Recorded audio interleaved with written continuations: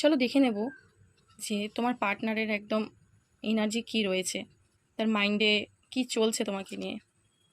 তো তোমার পার্টনার এই মুহূর্তে কিন্তু খুব ভাবনা চিন্তা করছে দেখা যাচ্ছে, একটু নিজেকে একাকী করে নিয়েছে, সবার থেকে দূরে করে রেখেছে এবং খুব ভাবনা চিন্তা করছে।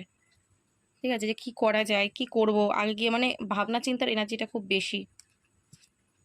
ওকে, তো আমি এখানে যেটা দেখতে পাচ্ছি, দেখো তোমার পার্টনার কিন্তু মানে একটা ভয় তার ভেতরে কাজ করছে, তোমাকে হারানোর ভয়।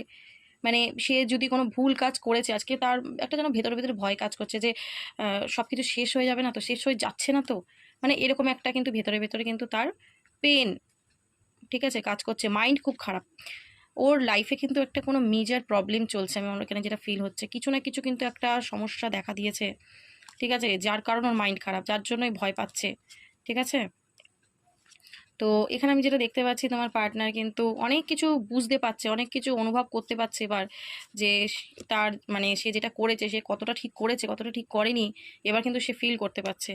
একদম অনেক মেজর ট্রান্সফরমেশন হচ্ছে তোমার পার্টনারে, মানে বড় একটা সিদ্ধান্ত নিতে চলছে এবার, ডেফিনেটলি তোমাকে নিয়ে কিছু একটা সিদ্ধান্ত সে নেবে, ঠিক আছে। সে কিন্তু এই রিলেশনশিপে গ্রোথ চাইছে, এই রিলেশনশিপটাকে সে আর ছাড়তে কোনোভাবেই রাজি না, সে কিন্তু তোমার সাথে নতুন করে রিলেশনশিপটাকে আবার শুরু করতে চাইছে।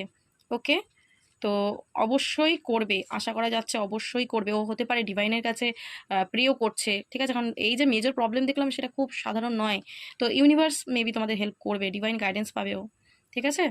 তো তুমি ইউনিভার্সকে প্রে করো যাতে ইউনিভার্স তোমাদের দুজনের রিলেশনশিপটা ঠিক করে দেন, ঠিক আছে। ওর লাইফে যে ট্রান্সফরমেশনটা হচ্ছে সেটা তোমাদের সম্পর্কটাকে ঠিক করার জন্য, তো অবশ্যই তুমিও গ্র্যাটিটিউড প্রে করো। ওকে, চলো, রিডিংটা খুব ভালো, রিডিংটাকে ক্লেম করো।